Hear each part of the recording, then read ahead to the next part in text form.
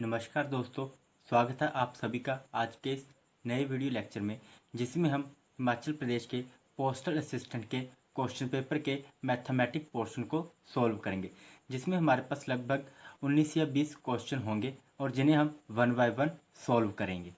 तो शुरू करते हैं इस वीडियो लेक्चर का। फर्स्ट क्वेश्चन क्या है हमारे पास? Question number 1, the average age of husband wife and their child 3 years ago was 27 years and that of wife and the child 5 years ago was 20 years. The present age of the husband is what?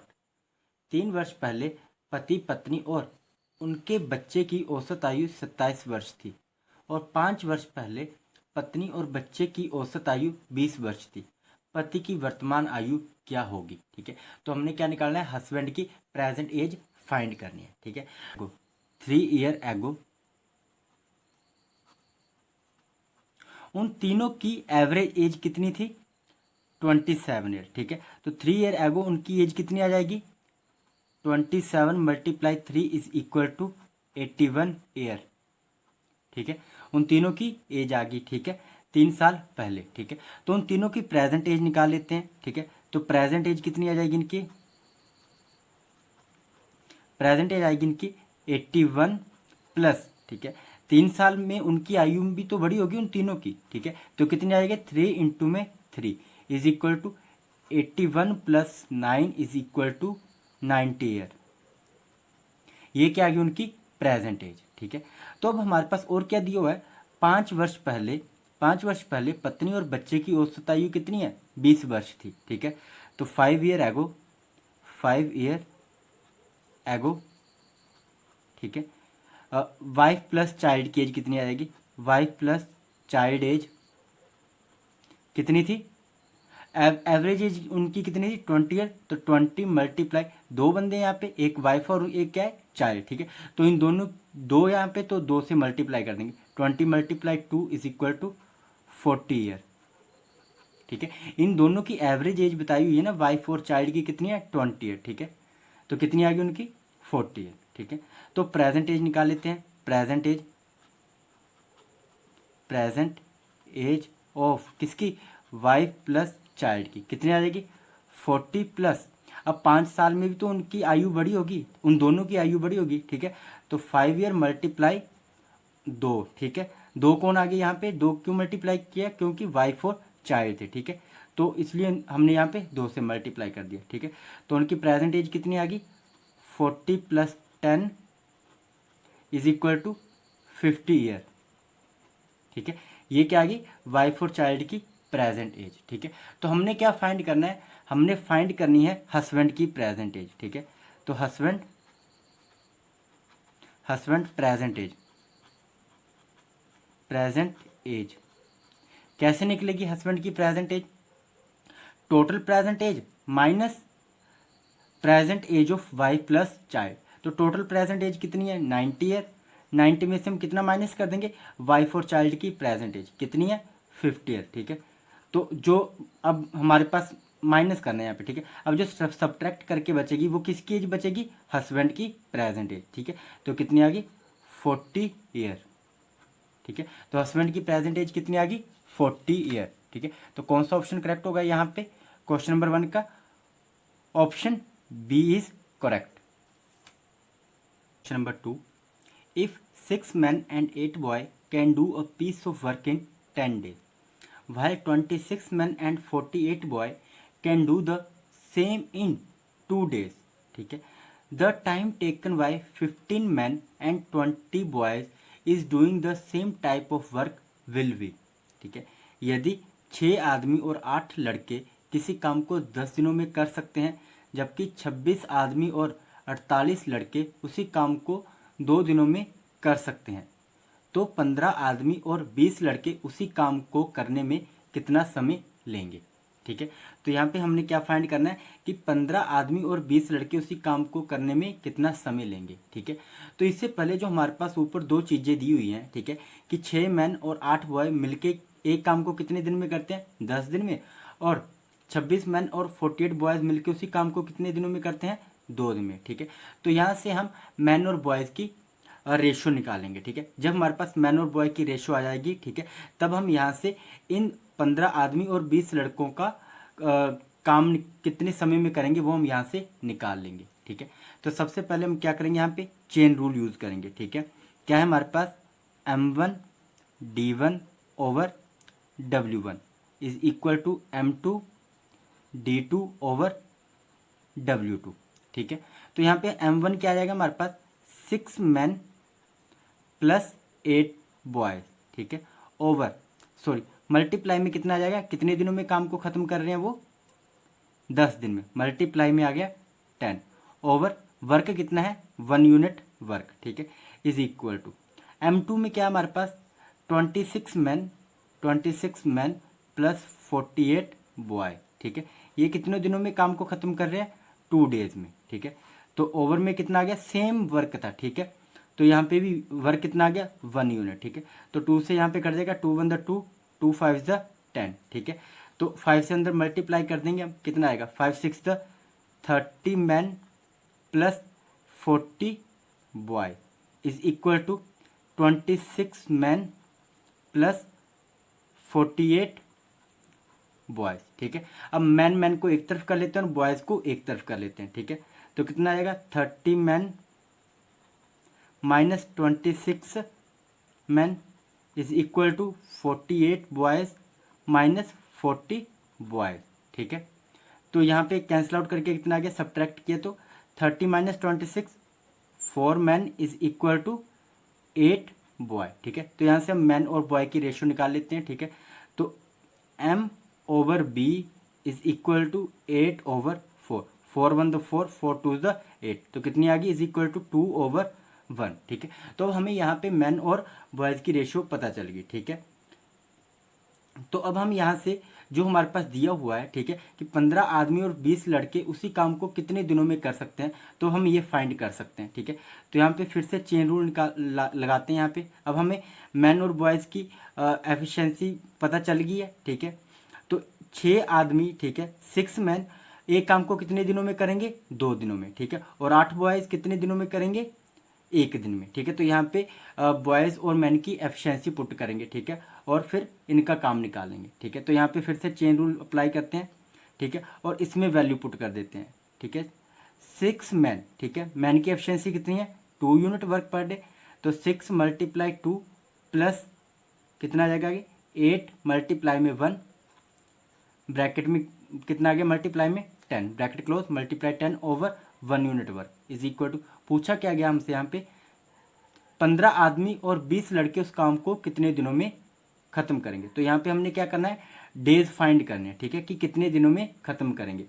15 man, ठीक है, man की value कितनी आ गई है, man की efficiency 2, 15 multiply 2, ठीक है, प्लस बॉयज़ कितने हैं यहाँ पे हमारे पास 20, तो 20 मल्टीप्लाई में 1 और कितने दिनों में ख़त्म करेंगे ये हमने फाइंड करना है ओवर 1 यूनिट वर्क, तो यहाँ पे D2 मान लेते हैं इसे। ठीक है, तो कितना हो जाएगा 6 2 12, 12 प्लस 8 20, और 20 को 10 से मल्टीप्लाई किया तो कितना आ गया 200।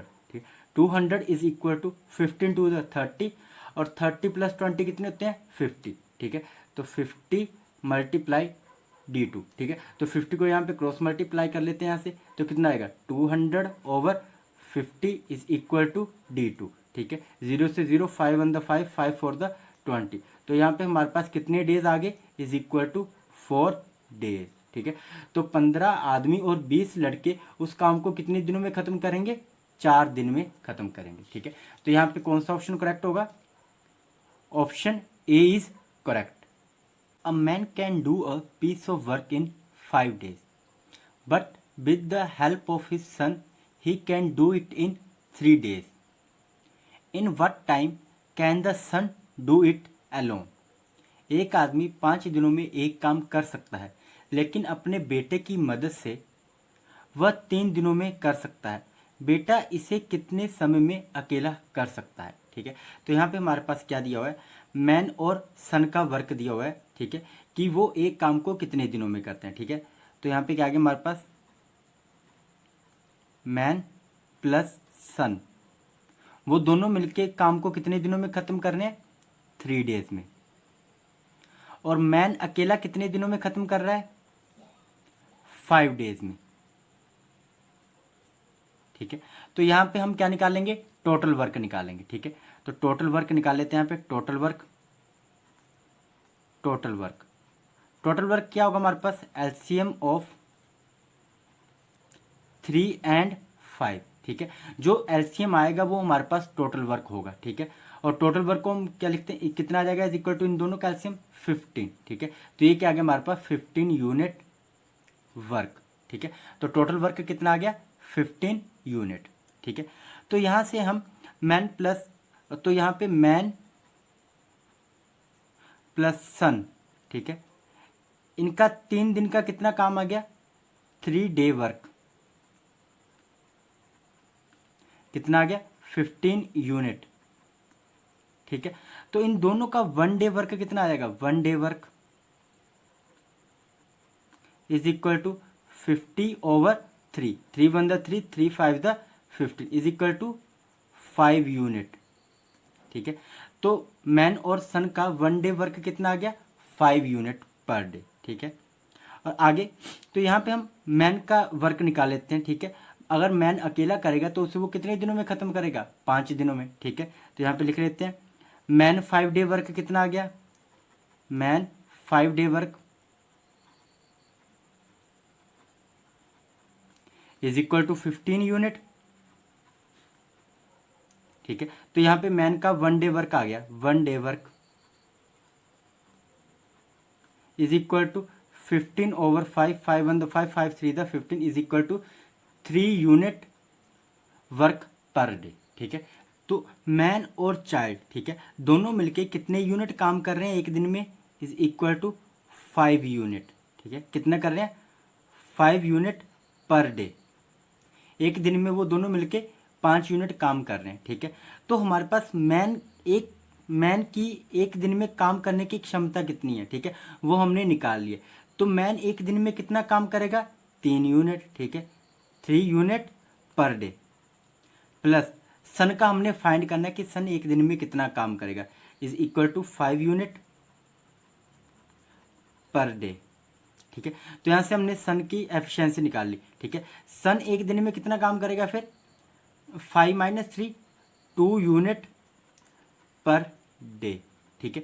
तो यहाँ से हम टोटल वर्क निकाल लेते हैं, ठीक है। तो क्या करेंगे, यहाँ पे हम टोटल वर्क निकाल लेते हैं। तो total work is equal to,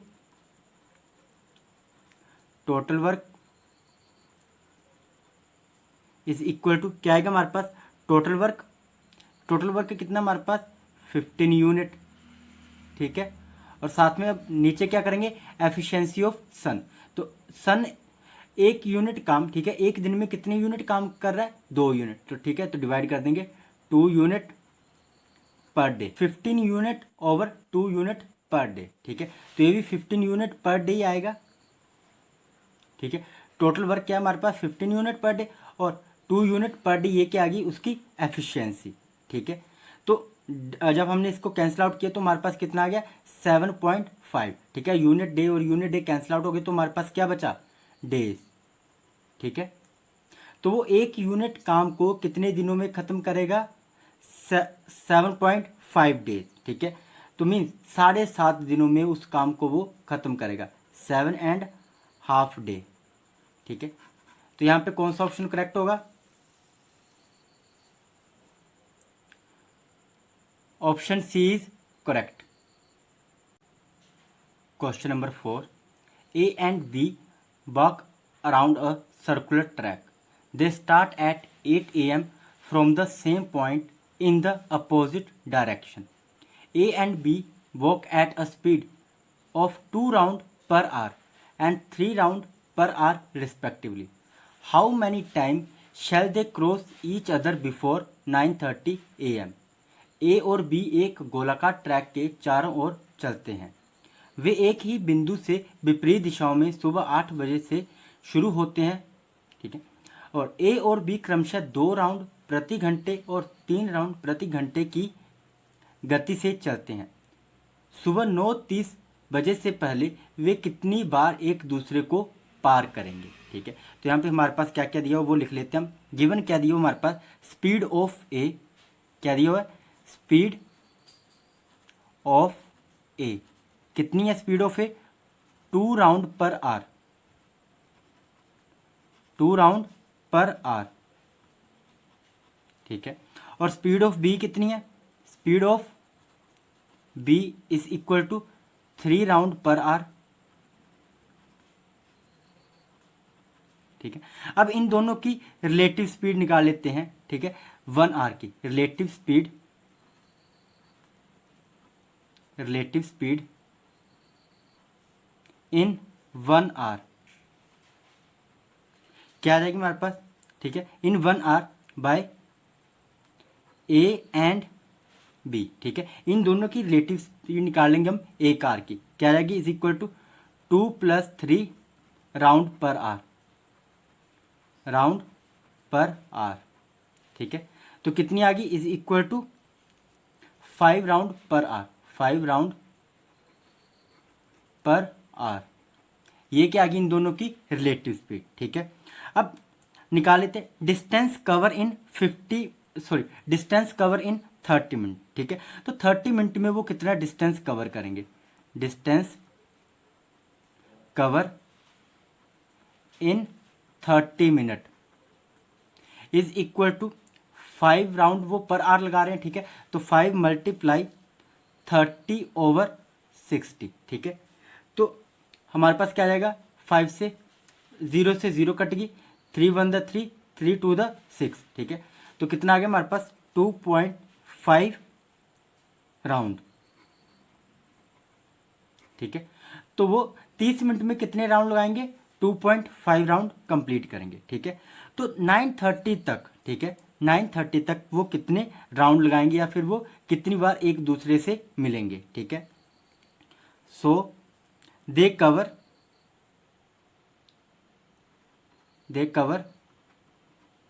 till 9:30 AM, ठीक है।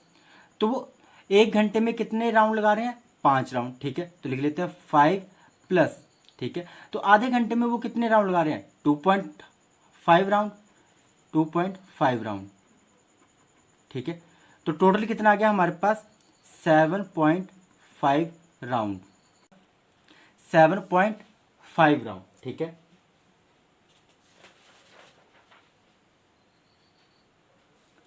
मीन्स 7 बार वो क्या करेंगे? एक दूसरे को पार करेंगे, ठीक है। तो कौन सा ऑप्शन करेक्ट होगा हमारे पास यहाँ पे? Option C is correct. Question number 5, 2 men start together to walk a certain destination, one at 3 km/h and another is 3.75 km/h. The latter arrive half an hour before the former. The distance is what? ठीक है। दो आदमी एक निश्चित गंतव्य के लिए एक साथ चलना शुरू करते हैं, एक 3 किलोमीटर प्रति घंटे की रफ्तार से और दूसरा 3.75 किलोमीटर प्रति घंटे की रफ्तार से।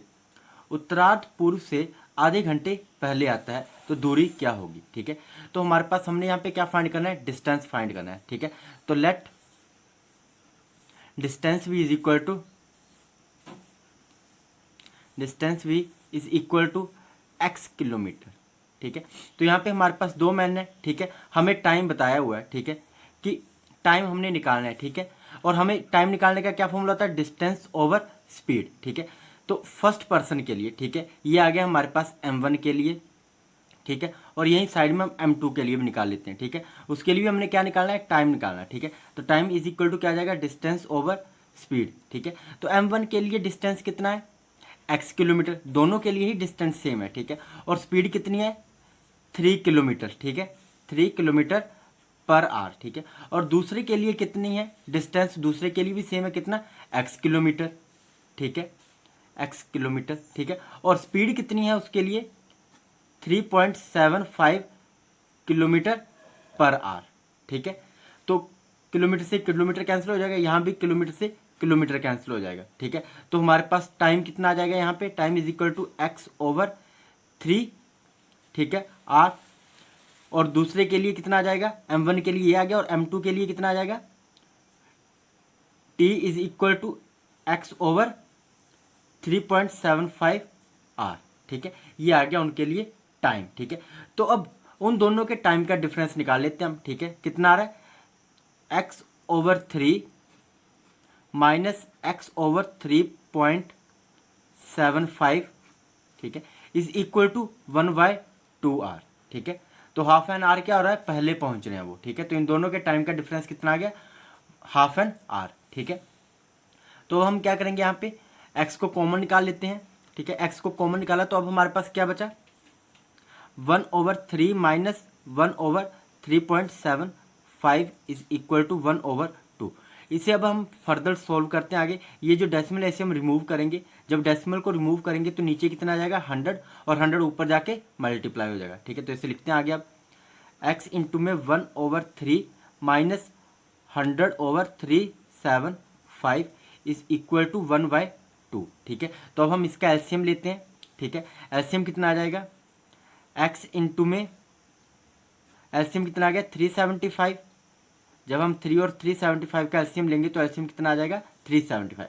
और जब इसे फर्दर सोल्व किया तो यहाँ पे कितना आ जाएगा, 125 माइनस 100 इज इक्वल टू 1/2, ठीक है। अब आगे तो 125 माइनस 100 कितने होते हैं, 25। x इंटू में 25/375 इज इक्वल टू 1/2, ठीक है। तो यहाँ पे कैंसिल आउट करते हैं, 5 से 5 5 से 25, 5 7 द कितने होते हैं, 5 7 द 35, 2 बचा तो 5 5 द 25, ठीक है। तो हमारे पास कितना आ गया, 5x/75 इज इक्वल टू 1/2। अब हम इसे क्रॉस मल्टीप्लाई करेंगे आगे तो कितना आ जाएगा, क्रॉस मल्टीप्लाई करेंगे इसको यहाँ पे और इसको 1 के साथ, ठीक है। तो 5 2 the 10x is equal to 75, ठीक है। और यहाँ से x की वैल्यू निकालेंगे, x is equal to 75/10 is equal to 7.5 kilometre, ठीक है। तो हमारे पास डिस्टेंस कितना आ गया, 7.5 किलोमीटर, ठीक है। तो कौन सा ऑप्शन करेक्ट होगा यहाँ पे, option B is correct, 7.5 kilometre. Next है question number 6, if a car take 24 minute to cover a 15 kilometre length of road, how long will it take travel 100 kilometre. यदि एक कार 15 किलोमीटर लंबी सड़क को तय करने में 24 मिनट का समय लेती है तो 100 किलोमीटर की यात्रा में कितना समय लगेगा, ठीक है। तो यहाँ से हम क्या करेंगे, स्पीड फाइंड कर लेंगे, ठीक है। तो स्पीड निकालने का क्या फॉर्मूला होता है, डिस्टेंस ओवर टाइम। तो डिस्टेंस यहाँ पे हमारे पास कितना दिया हुआ है, 15 किलोमीटर, और टाइम कितना दिया हुआ है, 24 मिनट, ठीक है। तो यहाँ से कैंसिल आउट कर लेंगे, 3 5 द 15, 3 8 द 24। तो स्पीड कितनी आ गई, 5 किलोमीटर और ओवर 8 मिनट, ठीक है। तो 8 मिनट में कितना टाइम, कितने किलोमीटर कवर करिए, वो 5 किलोमीटर, ठीक है। तो हमारे पास स्पीड आ गई। तो हमने फाइंड क्या करना है, टाइम। टाइम फाइंड करना है कितने डिस्टेंस के लिए, कि वो 100 किलोमीटर में, ठीक है, 100 किलोमीटर को कितने टाइम में कवर करेगी। तो 100, तो टाइम का क्या फॉर्मूला होता है हमारे पास, time is equal to distance over speed, ठीक है। तो स्पीड हमने पहले निकाल लिया और डिस्टेंस हमें गिवन दिया हुआ है। डिस्टेंस कितना दिया हुआ है, 100 किलोमीटर, और स्पीड कितनी निकाली हमने, 5 किलोमीटर ओवर 8 मिनट, ठीक है। अब इसको थोड़ा और सिंप्लीफाई करके लिखते हैं हम, 100 kilometre over 5 kilometre multiply 8 minute, ठीक है। तो किलोमीटर से किलोमीटर कैंसिल हो गया, 5 1 द 5, 5 2 द 10, तो कितना आ गया 20। तो 20 को 8 से मल्टीप्लाई किया तो कितना आ गया 160 मिनट, ठीक है। अब इसको हम आर में चेंज कर लेते हैं, ठीक है। तो ये क्या हमारे पास बेसिकली इस तरीके से है, 60 प्लस कितने होते हैं 120 प्लस 40, ठीक है। तो 60 मिनट का क्या होता है 1 आवर होता है, ठीक है। 1 + 1 2 आवर और साथ में 40 मिनट, तो क्या आ गया हमारे पास 2 आवर 40 मिनट, ठीक है। तो ये आ गया हमारा आंसर, ठीक है। तो यहाँ पे कौन सा ऑप्शन करेक्ट होगा, option D is correct. Question number 7, cost of 24 toy is ₹96, find the cost of 16 toy. 24 खिलौनों की कीमत 96 रुपये है, 16 खिलौनों का मूल्य ज्ञात कीजिए, ठीक है। तो यहाँ पे क्या दिया हमारे पास, कॉस्ट ऑफ 24 टॉयज, किसके इक्वल है, 96 रुपीज़ के इक्वल। तो यहाँ से हम क्या करेंगे, कॉस्ट ऑफ 1 टॉय निकाल लेंगे, कितनी आएगी 96 over 24, 24 one the 24, 24 four the 96। तो 1 टॉय की कॉस्ट कितनी आ गई, 4 रुपये। ठीक है, तो हमने कितने खिलौनों की कीमत फाइंड करनी है, ठीक है 16 टॉयज़ की। ठीक है, तो cost of 16 toys is equal to, एक टॉय की कॉस्ट 4 रुपये, तो 16 की कितनी हो जाएगी, 16 multiply 4 is equal to 64 rupees. ठीक है, तो 16 टॉयज़ की कॉस्ट कितनी होगी, 64 रुपीज़। तो यहाँ पे कौन सा ऑप्शन करेक्ट होगा, option B is correct. Question number 8, a train cover a distance of 51 kilometre in 45 minute, how long will it take to cover 221 kilometre.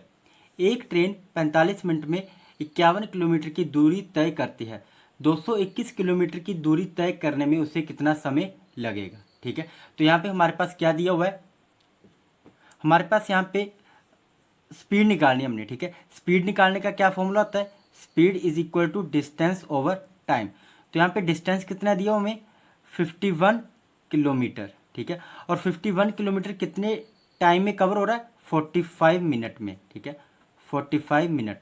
तो यहाँ से हम इसे कैंसिल आउट कर लेते हैं, 3 से, 3 1 द 3, 3 7 द 21, 3 1 द 3, 3 5 द 15। तो कितना स्पीड कितनी आ गई हमारे पास, 17 किलोमीटर ओवर 15 मिनट। ठीक है, तो 15 मिनट में कितने किलोमीटर का डिस्टेंस कवर हो रहा है, 17 किलोमीटर का। ठीक है, तो 221 किलोमीटर का डिस्टेंस कवर करने के लिए कितना टाइम लगेगा ये हमने निकालना है। ठीक है, तो टाइम निकालने का क्या फॉर्मूला होता है, time is equal to distance over speed. ठीक है, डिस्टेंस कितना दिया हमारे पास, 221 किलोमीटर। ठीक है, और स्पीड कितनी निकाली हमने अभी, 17 किलोमीटर ओवर 15 मिनट। ठीक है, तो अब इसे हम सिंप्लीफाई करके लिखते हैं, और is equal to 221 kilometre over 17 kilometre multiply में 15 मिनट। ठीक है, तो 17 से किलोमीटर कट गया, 17 को 13 से मल्टीप्लाई किया तो कितना आता है, 221। ठीक है, तो 15 को 13 से मल्टीप्लाई करते हैं, is equal to 15 multiply 13 is equal to कितना आएगा, 15 3 द 45 5। ठीक है, कितना बचा, 4, 15 1 द 4 प्लस 1 9, 195 मिनट। ठीक है, तो 221 किलोमीटर डिस्टेंस कवर करने के लिए कितना टाइम लगेगा, 195 मिनट। ठीक है, तो हम इससे क्या करेंगे, आवर्स में चेंज कर लेंगे, सेम उसी तरीके से। तो 1 आवर में कितने मिनट होते हैं, 60, तो 60 मिनट प्लस 60 मिनट। ठीक है, कितने हो गए, 60 plus 60 120 plus 60 minute plus 15 minute. ठीक है, तो 60 मिनट का 1 आवर बनता है। ठीक है, तो 1 hour plus 1 hour plus 1 hour, तो कितना हो गया, 3 आवर। तो इज इक्वल टू हमारे पास टोटल डिस्टेंस कितना आ गया, सॉरी, तो हमारे पास कितना टाइम आ गया, 3 आवर और 15 मिनट। ठीक है, तो ये आ गया हमारे पास टाइम। तो यहाँ पे कौन सा ऑप्शन करेक्ट होगा, option A is correct, 3 hour 15 minute. Question number 9, if 45 student can consume a stock of food in 60 days, then how many days the same stock of food will last for 27 student। यदि 45 छात्र 60 दिनों में भोजन के भंडार का उपभोग कर सकते हैं तो भोजन का एक ही भंडार 27 छात्रों के लिए कितने दिनों तक चलेगा। ठीक है, तो हमारे पास यहाँ पे क्या दिया हुआ है कि जो 45 स्टूडेंट है, ठीक है, 45 student consume a stock of food, consume a stock of food कितने दिनों में कर रहे हैं वो, 60 दिनों में। ठीक है, 60 डेज। ठीक है, तो एक दिन में वो कितना करेंगे, ठीक है, one student consume a stock of food is equal to 60 multiply 45, ठीक है। तो ये आ जाएगा हमारे पास एक स्टूडेंट कितने दिनों में वो फूड को कंज्यूम करेगा, 60 इंटू 45 डेज, ठीक है। अब पूछा गया कि क्या है कि 27 छात्रों के लिए वो फूड स्टॉक कितने दिनों तक चलेगा, ठीक है। तो हम 27 स्टूडेंट के लिए फाइंड कर लेते हैं। तो 27 student consume a stock of food is equal to 60 multiply 45 over 27, ठीक है। तो 9 से 9 5 द 45, 9 3 द 27, 3 1 द 3, 3 2 द 6, तो कितना आ गया 25 द 100, ठीक है। तो कितना आ गया 100 डेज, ठीक है। तो 27 स्टूडेंट उस स्टॉक को, ठीक है, जो फूड स्टॉक है उसे कितने दिनों में ख़त्म करेंगे, या फिर कितने दिनों तक जो हमारे पास भोजन का भंडारा है उसका उपभोग कर सकते हैं। तो आएगा हमारे पास 100 डेज, ठीक है। तो कौन सा ऑप्शन करेक्ट होगा यहाँ पे, ऑप्शन बी इज करेक्ट। अच्छा, क्वेश्चन नंबर 10। अब ये जो क्वेश्चन है हमारे पास मिक्स्ड फ्रैक्शन में दिया हुआ है। क्या दिया हुआ है, वह 1 से ही 4/3 जमा 1 से ही 3/4 is equal to question mark, ठीक है। तो हमने क्या करना है, क्वेश्चन मार्क की वैल्यू फाइंड करनी है, ठीक है। तो हम इसे सिंपल फ्रैक्शन में कन्वर्ट कर लेते हैं, ठीक है। तो कैसे करेंगे, 3 1 द 3 plus 4 7, 7 over 3 plus 4 1 the 4 plus 3 7 over 4, ठीक है। तो अब इन दोनों का एलसीएम लेते हैं। एलसीएम कितना आ जाएगा 12, ठीक है। 3 4 द 12, 4 7 द 28 प्लस 4 3 द 12, 3 7 द 21 इज इक्वल टू कितना आ जाएगा हमारे पास 28 प्लस 21 कितने होते हैं 49 ओवर 12। तो क्वेश्चन मार्क की वैल्यू कितनी आ गई 49 ओवर 12, ठीक है। तो फ्रैक्शन फॉर्म में लिख लेते हैं, ठीक है। तो फ्रैक्शन में क्या आएगा, 49 को जब हम डिवाइड करेंगे किसके साथ, 12 के साथ, तो कितना आएगा 12 4 द 48, ठीक है। तो माइनस किया कितना है 9 - 8 1, ठीक है। तो फ्रैक्शन मिक्स फ्रैक्शन में क्या आंसर आएगा हमारे पास 4 से ही 1/12, ठीक है। तो कौन सा ऑप्शन करेक्ट होगा अभी यहाँ पे हमारे पास, ऑप्शन सी इज करेक्ट, ठीक है। Question number 11, if 1/3 plus 1/2 plus 1/x is equal to 6, then x is equal to what, ठीक है। तो हमने यहाँ पे क्या करना है, x की वैल्यू निकालनी है, ठीक है। तो अब क्या करेंगे, हम इन तीनों का एलसीएम ले लेंगे, 3 2 और x का एलसीएम। तो एलसीएम क्या आएगा इसका 6x, कितना आ जाएगा 6x, ठीक है। अब 3 से एलसीएम लेंगे, अब इसे हम कैंसिल आउट करेंगे, ठीक है। 3 2 द 6, तो यहाँ पे कितना आ गया 2x को 1 से मल्टीप्लाई किया तो कितना आ गया 2x प्लस अब आगे कितना आ जाएगा 3x plus 6 is equal to 6, ठीक है। तो हम इसे क्रॉस मल्टीप्लाई कर लेते हैं आगे नेक्स्ट स्टेप में। क्या आ जाएगा हमारे पास 2x प्लस 3x कितने होते हैं 5x plus 6 is equal to, cross multiply करेंगे अब यहाँ पे हम, तो कितना आ जाएगा 6 × 6x किसके इक्वल आ गया 36x, ठीक है। तो अब यहाँ पे x को एक साइड ले आएंगे, ठीक है। तो क्या आ जाएगा हमारे पास 5x minus 36x is equal to -6, ठीक है। तो कितना आएगा 36 में से 5x कम कर दिया हमने, तो कितना आ गया 31x माइनस के 31x is equal to minus के 6, ठीक है। तो माइनस से माइनस कट गया, ठीक है। तो x कितना आ गया, x इज इक्वल टू 6/31, ठीक है। कितना आ गया 6/31। तो यहाँ पे कौन सा ऑप्शन करेक्ट होगा हमारे पास, ये हमारे पास x की वैल्यू आ गई, ठीक है। कौन सा ऑप्शन करेक्ट होगा यहाँ पे, option A is correct 6/31। Question number 12, 2/5 of 1/4 of 3/7 of a number is 15. What is half of that number? एक संख्या के 3/7 के 1/4 का 2/5 हिस्सा 15 है, उस संख्या का आधा क्या है।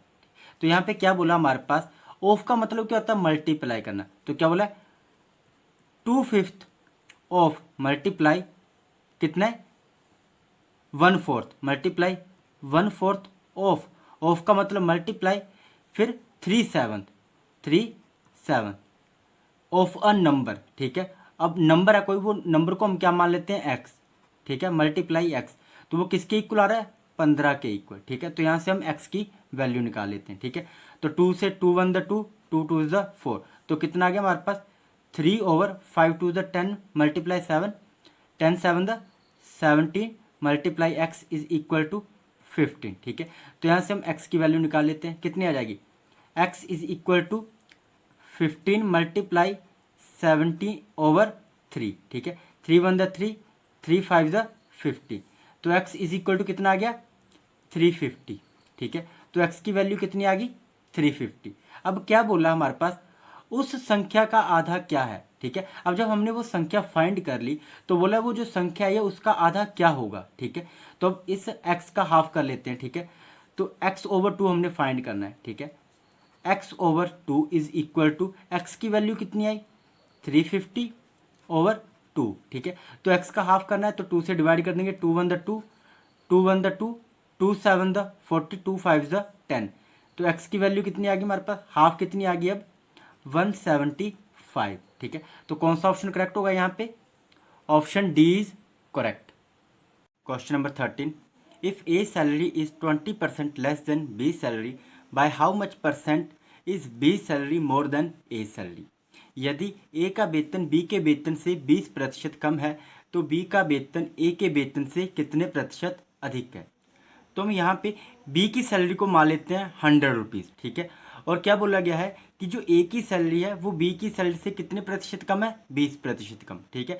तो जब हम निकालेंगे, ठीक है, 20% ऑफ बी की सैलरी का तो कितना आ जाएगा 80, तो ए की सैलरी कितनी आ गई 80 रुपीज़, ठीक है। तो इन दोनों की सैलरी के बीच में कितने रुपए का गैप है 20 रुपये, ठीक है। तो बी की सैलरी ए की सैलरी से कितनी ज़्यादा है 20 रुपये, ठीक है। तो अब हम यहाँ से निकाल लेते हैं, हमने क्या निकालना है कि बी की सैलरी है वो कितने प्रतिशत ज़्यादा है ए की सैलरी से, ठीक है। तो बी की सैलरी कितनी है 20 रुपये ज़्यादा है, ठीक है। और ए की सैलरी कितनी है 80 मल्टीप्लाई 100, तो कितना आएगा, 0 से 0 कट गया, ठीक है। 2 4 द 8, 2 5 द 10, 4 1 द 4, 4 5 द 20, तो इज इक्वल टू 5 5 द 25%, ठीक है। तो कौन सा ऑप्शन करेक्ट होगा यहाँ पे, option A is correct.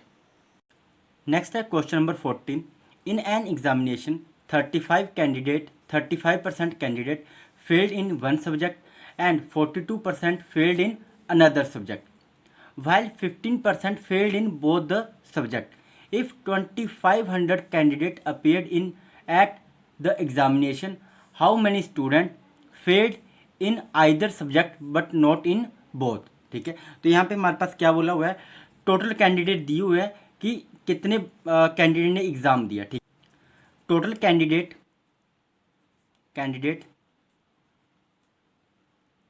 appeared in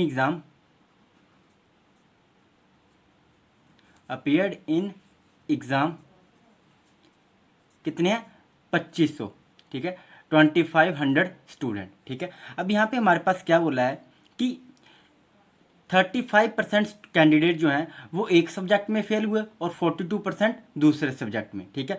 और 15% दोनों ही सब्जेक्ट में फेल हुए, ठीक है। तो हम इसे वेन डायग्राम की हेल्प से सॉल्व करते हैं।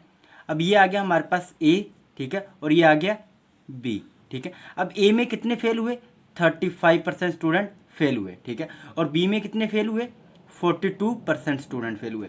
और जो बीच वाला पोर्शन है, ठीक है, यहाँ पे कितने हैं 15% स्टूडेंट जो कि दोनों ही सब्जेक्ट में फेल हुए, ठीक है।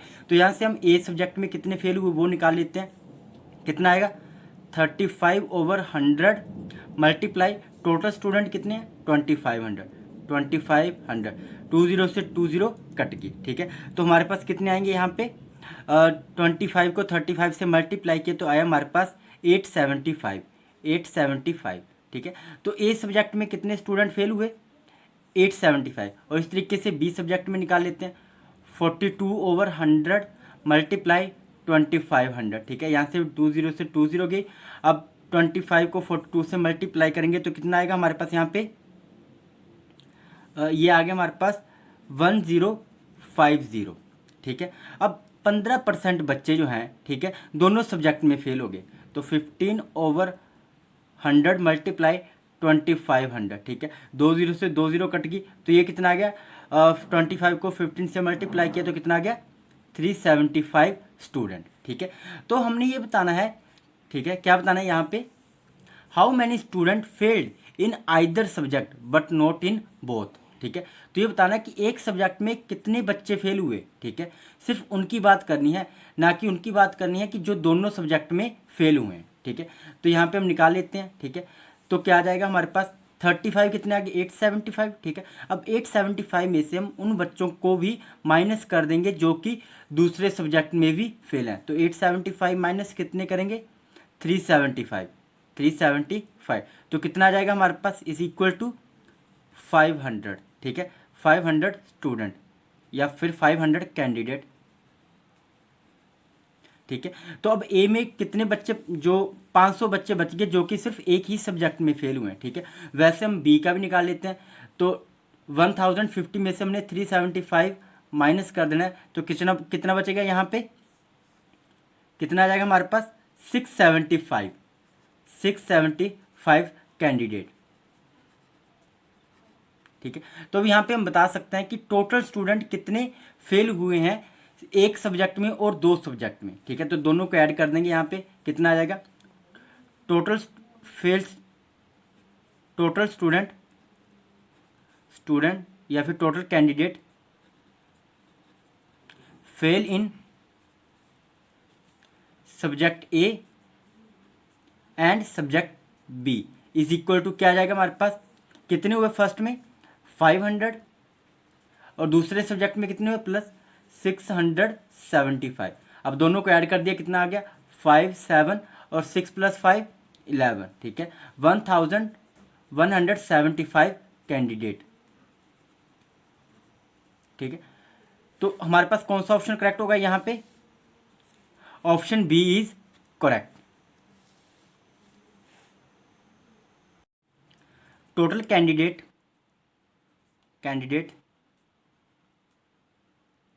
appeared in exam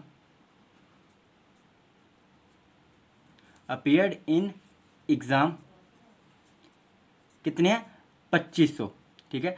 2500 स्टूडेंट, ठीक है। अब यहाँ पे हमारे पास क्या बोला है कि 35% कैंडिडेट जो हैं वो एक सब्जेक्ट में फेल हुए और 42% दूसरे सब्जेक्ट में, ठीक है। और 15% दोनों ही सब्जेक्ट में फेल हुए, ठीक है। तो हम इसे वेन डायग्राम की हेल्प से सॉल्व करते हैं। अब ये आ गया हमारे पास ए, ठीक है, और ये आ गया बी, ठीक है। अब ए में कितने फेल हुए 35% स्टूडेंट फेल हुए, ठीक है। और बी में कितने फेल हुए 42% स्टूडेंट फेल हुए।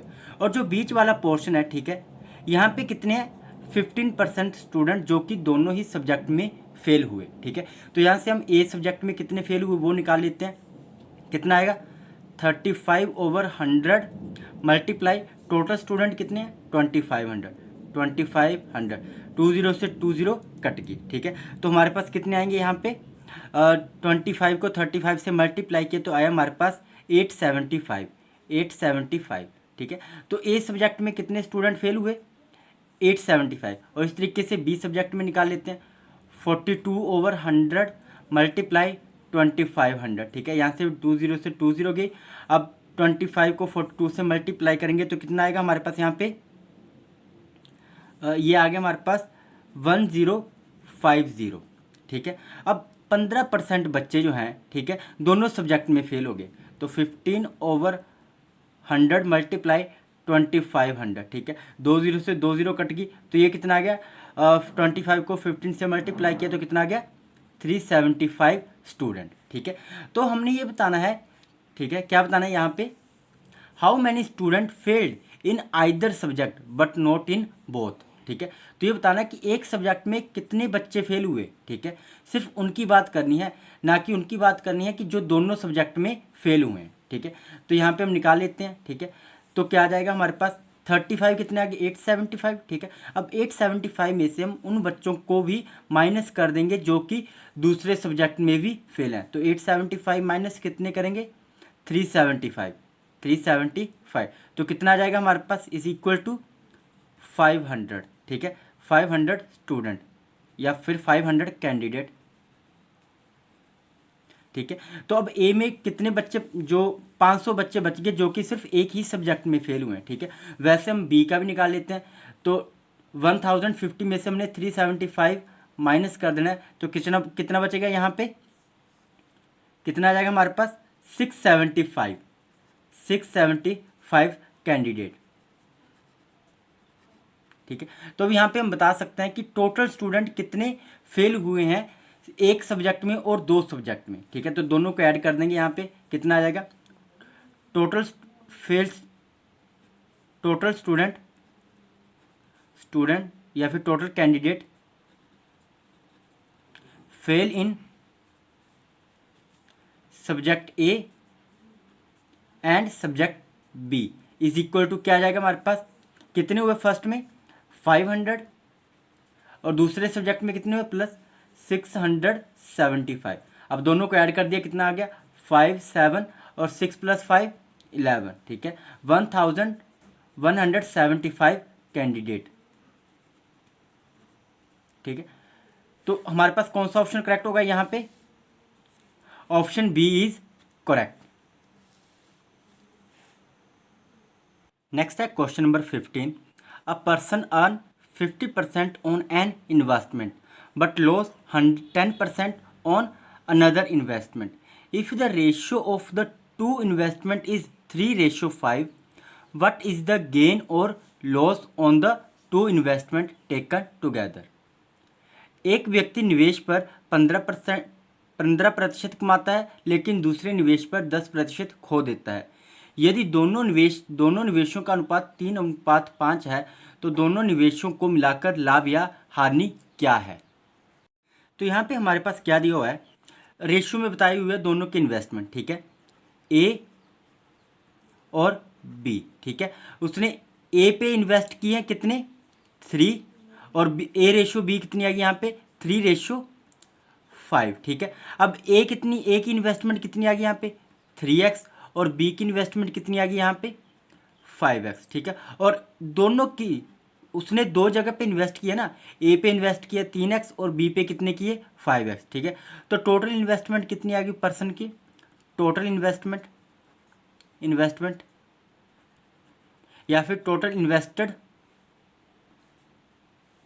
इन्वेस्टेड अमाउंट कितना आ गया 8x, ठीक है। ये आ गया हमारे पास टोटल इन्वेस्टेड अमाउंट, ठीक है।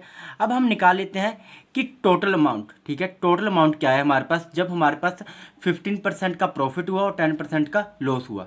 Total amount is equal to कितना आ गया, पहले क्या हुआ 15% का प्रॉफिट हुआ, ठीक है। तो मान लो कि जो 15% का प्रॉफिट हुआ कितना आ गया हमारे पास 115% ऑफ कितने पे हुआ 3x पे, ठीक है प्लस, ठीक है 10% लॉस हुआ मीन्स 90% ऑफ, जब 10% लॉस हुआ तो कितना आ गया हमारे पास 90% ही बचा, ठीक है। तो 90% ऑफ कितना आ जाएगा 5x, ठीक है। अब इससे सोल्व कर लेते हैं हम 115/100 multiply 3x plus 90/100 multiply 5x, ठीक है। 0 से 0 कट गई 5 1 5, ठीक है 5 1 5, आगे कितना आएगा 5 2 10, ठीक है।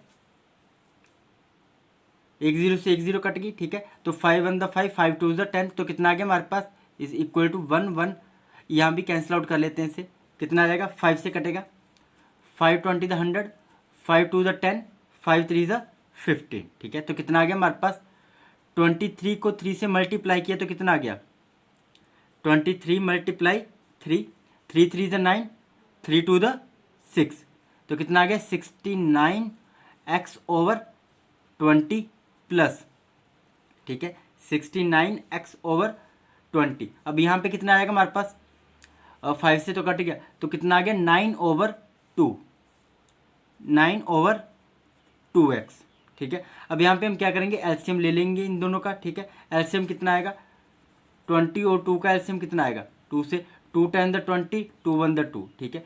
फिर 2 से 2 5 10 1 और 5 से 1 1, 5 2 10 2 20, तो एलसीएम कितना आ गया 20, तो यहाँ पे कितना आ गया 69x plus 2 2 10 20, 10 9 90x is equal to कितना आ गया हमारे पास 9 9 प्लस 6 15, 159/20x, ये क्या आ गया हमारे पास टोटल अमाउंट, ठीक है। अब इसको और कैंसिल आउट कर लेते हैं, ठीक है डेसिमल में ले आते हैं। तो जब हम इसे डिवाइड करेंगे 159 को किसके साथ 20 के साथ, तो कितना आएगा 20 को करते हैं 27 140, ठीक है। कितना आ गया 5 - 4 5 माइनस 4 कितना आ गया 1 9 और फिर से 0, ठीक है, पॉइंट कितना आ गया। अब नेक्स्ट 20 को 9 से करते हैं मल्टीप्लाई, 29 ज़ा 180, अब 9 माइनस 8 1 0 और 0, 25 ज़ा 100, ठीक है। तो कितना आ गया हमारे पास यहाँ पे 7.95x, ठीक है। अब देखो यहाँ पे जो हमारे पास टोटल इन्वेस्टेड अमाउंट था वो कितना हमारे पास 8x, ठीक है, और जो हमें टोटल अमाउंट मिला, ठीक है, वो कितना है 7.95x, ठीक है। तो यहाँ पे हमारे पास क्या हो रहा है लॉस, ठीक है, तो लॉस निकाल लेते हैं हम।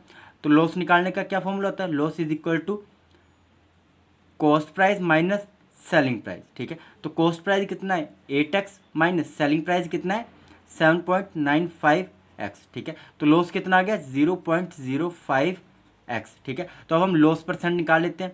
लॉस परसेंट निकालने का क्या फॉर्मूला होता है, loss over cost price multiply 100। तो लॉस कितना हुआ हमारे पास यहाँ पे 0.05 और कॉस्ट प्राइस कितना है 8x, 0.05x मल्टीप्लाई 100, ठीक है। तो x से x कट गया। अब हम इसे फर्दर सोल्व करते हैं आगे, तो क्या जाएगा हमारे पास इज इक्वल टू 5/100, ठीक है, 5/100 मल्टीप्लाई 8 मल्टीप्लाई में 100, तो 100 से 100 कैंसिल आउट हो गया, तो कितना बचा हमारे पास 5/8%, ठीक है, फ्रैक्शन की फॉर्म में।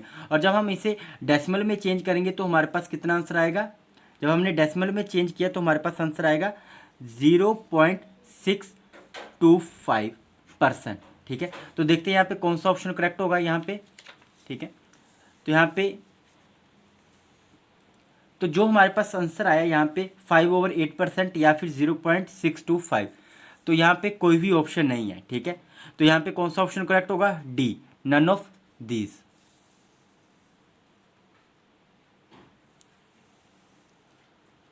Number 16, Nitin borrowed some money at the rate of 6% per annum for the first 3 years, 9% per annum for the next 5 years, and 13% per annum for the period beyond 8 years. If the total interest paid by him at the end of 11 years is rupees 8,160, how much money did he borrow? Nitin ने 6% प्रति वर्ष की दर से कुछ पैसे उधार लिए पहले 3 वर्षों के लिए, 9% प्रति वर्ष अगले 5 वर्षों के लिए और 13% प्रति वर्ष, ठीक है, 8 साल से अधिक की अवधि के लिए। यदि 11 वर्ष के अंत में उसके द्वारा भुगतान किया गया कुल ब्याज 8,160 रुपये है तो उसने कितना पैसा उधार लिया, ठीक है। तो हम यहाँ पे मान लेते हैं लेट मनी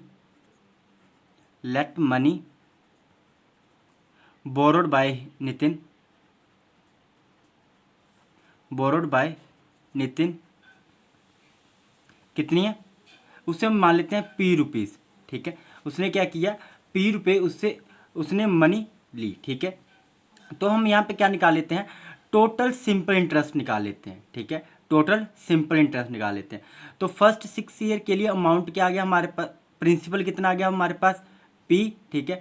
रेट हमें दिया हुआ है 6%, ठीक है, और टाइम भी तो दिया हुआ है, टाइम कितना दिया हुआ है 5 ईयर, ठीक है। तो जितना भी हमारे पास रेट दिया हुआ, फर्स्ट स्टेप में रेट 6% दिया, दूसरे के लिए 9% और तीसरे के लिए 13%, ठीक है। तो यहाँ से हम टोटल सिंपल इंटरेस्ट निकाल लेते हैं। तो फर्स्ट के लिए क्या आ जाएगा p प्रिंसिपल मल्टीप्लाई 6 मल्टीप्लाई 3/100, ये 6% क्या है हमारे पास रेट और 3 क्या आ गया टाइम, प्लस नेक्स्ट केस क्या है हमारे पास प्रिंसिपल सभी के लिए सेम है, ठीक है, मल्टीप्लाई रेट कितना है 9%, 9/100 मल्टीप्लाई टाइम कितना है, टाइम कितना दिया हुआ यहाँ पे 5 ईयर, ठीक है, 5 ईयर आ गया time multiply 5, plus next case में क्या है प्रिंसिपल सेम रहेगा, मल्टीप्लाई टाइम कितना हुआ है, रेट कितना दिया हुआ है 13% रेट दिया हुआ है ओवर 100 मल्टीप्लाई टाइम कितना दिया हुआ है 3 ईयर, ठीक है। अब टोटल हमें यहाँ पे बताया हुआ है कि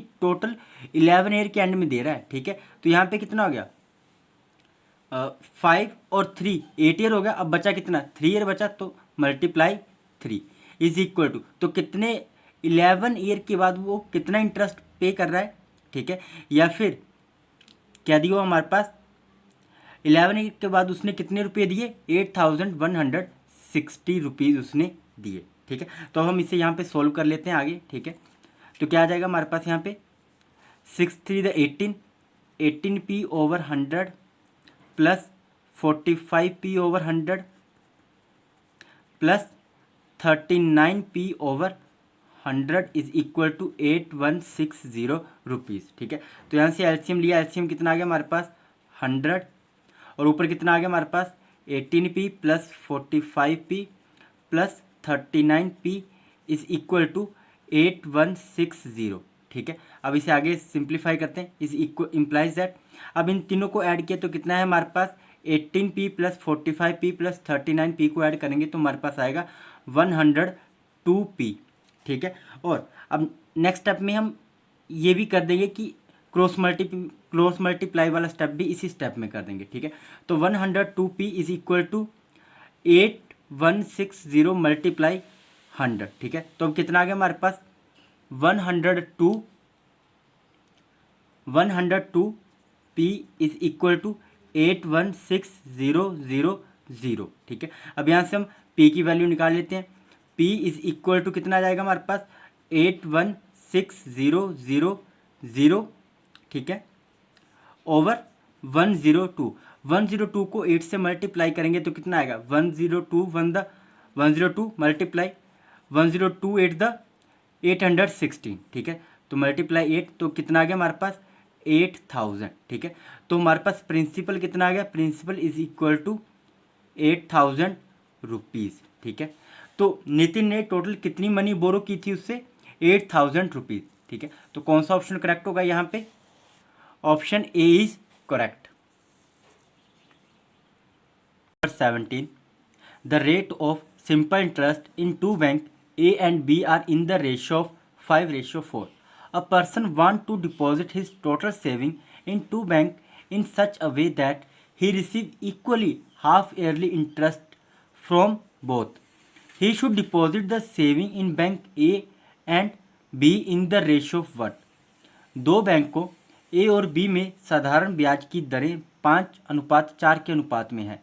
एक व्यक्ति अपने कुल बचत को दो बैंकों में इस प्रकार जमा करना चाहता है कि उसे दोनों से समान अर्धवार्षिक ब्याज प्राप्त हो। वह बैंक ए और बी में बचत को अनुपात में जमा करना चाहता है, तो हमने क्या करना है, वो अनुपात फाइंड करना है। ठीक, let ratio of simple interest in bank A and bank B is equal be 5R% and 4R%। ठीक है, अब the amount invested in the bank, हम लिख लेते हैं the amount invested in bank respectively क्या है हमारे पास ₹X एंड ₹Y। ठीक है, ये हमने अमाउंट इन्वेस्ट किया बैंक ए और बैंक बी में। ठीक है, तो यहाँ से निकाल लेते हैं हम। अब सिंपल इंटरेस्ट निकाल लेते हैं, क्या जाएगा हमारे पास दोनों का अमाउंट हमारे पास क्या है, फर्स्ट के लिए x multiply 1 into 5R over 100 is equal to y into में 1 इंटू 4R ओवर 100। ठीक है, तो यहाँ से 100 से 100 कैंसिल आउट हो जाएगा। ठीक है, और क्या बचेगा हमारे पास x इंटू में 5R is equal to y into में 4R। ठीक है, तो यहाँ से हम x और y की रेशियो निकाल लेते हैं। x over y is equal to 4R over 5R, r से r कैंसिल आउट, तो हमारे पास क्या आ गया x ओवर y की रेशियो कितनी आ गई 4/5। ठीक है, तो यहाँ पे जो हमने लिखा था the amount invested in bank respectively, तो क्या आ जाएगा हमारे पास x की जगह कितना आ जाएगा 4 और y कितना आ जाएगा 5। ठीक है, तो कौन सा ऑप्शन करेक्ट होगा यहाँ पे हमारे पास, option B is correct 4:5। Next है question number 18। A batsman make a score of 87 run in 17th inning and thus increase his average by 3। Find his average after 70th inning. एक बल्लेबाज 17वीं पारी में 87 रन का स्कोर बनाता है और इस तरह उसका औसत 3 बढ़ जाता है। 17वीं पारी के बाद उसका औसत ज्ञात कीजिए। ठीक है, तो क्या दिया हुआ हमारे पास यहाँ पे बोला कि जो 17वीं पारी उसने खेली, ठीक है, जो उसने 17वीं इनिंग उसने खेली, तो उसने कितने रन बनाए? 87। ठीक है, कितने बनाए? 87। ठीक है, उससे पहले उसके कितने रन थे? अब बोला कि जो उसकी एवरेज है वो कितनी इंक्रीज होगी? 3 से। ठीक है, तो मैं 17 मैच में 3-3 रन जो होंगे उसके बढ़ जाएंगे। तो 73 से कितने होते हैं? 81, सॉरी 73 से कितने होते हैं? 51। ठीक है, तो ये जो हमारे पास 3-3 रन बढ़े हैं 17 मैचों में, वो हम इसमें से माइनस कर देते हैं 87 में से। तो कितना आ जाएगा हमारे पास? 7 - 1 6 और 8 - 5 3। तो ये क्या आ गई हमारे पास? ओल्ड एवरेज आ गई। ठीक है, 16 मैच तक कितनी एवरेज चल रही थी उसकी? 36। ठीक है, अब 17th इनिंग के बाद उसकी एवरेज कितनी हो जाएगी? तो उसकी एवरेज कितने से बढ़ रही है? 3 नंबर से। ठीक है, तो यहाँ पे अब 36 में हम 3 ऐड कर देंगे तो कितना आ गया? 39। ठीक है, तो हमने यही फाइंड करना था कि 17वीं पारी के बाद उसका औसत ज्ञात कीजिए। तो 17वीं पारी के बाद औसत कितनी आ जाएगी? 39। ठीक है, तो कौन सा ऑप्शन करेक्ट होगा यहाँ पे? Option B is correct.